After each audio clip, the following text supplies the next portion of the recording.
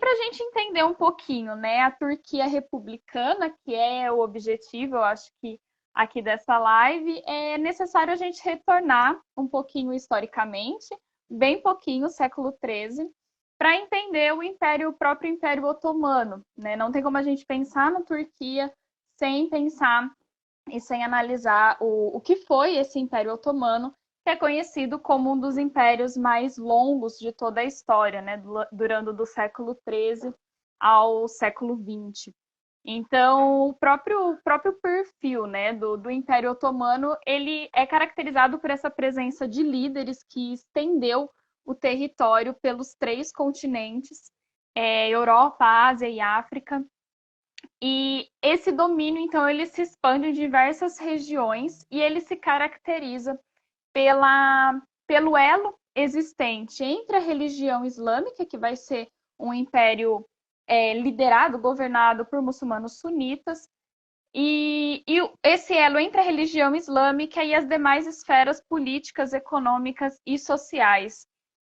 Só que mais, né, entre o século XVIII e o século XIX, o Império começa a se envolver em diversos conflitos e guerras, e com isso começa a perder território, então ele chega à sua expansão máxima e ele começa, né, novamente a diminuir a porcentagem de territórios dominados.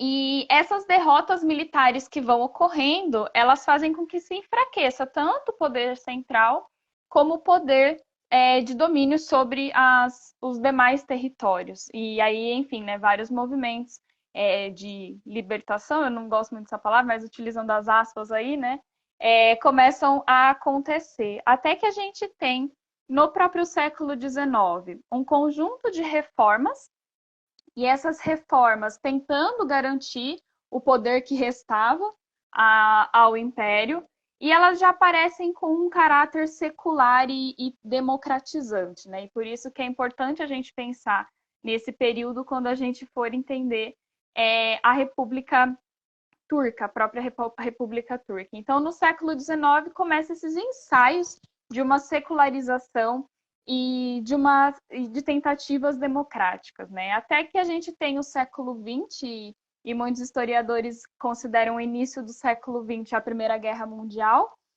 E nesse período, então, o Império Otomano já está em frangalhos, assim, ele já está na sua menor proporção e totalmente enfraquecido. No entanto, né, eu sempre gosto de reforçar que antes de ter o seu declínio total, ele realiza o genocídio armênio, né, em 1915, que é um episódio pouquíssimo falado, né, pouco se fala sobre o genocídio armênio que acontece e que tem resultados até hoje, já que a Turquia não considera, né, não reconhece o genocídio que foi feito contra os armênios, e isso, enfim, né, resultou em movimentos migratórios e, enfim, toda a consequência que a gente sabe que uma política dessa resulta.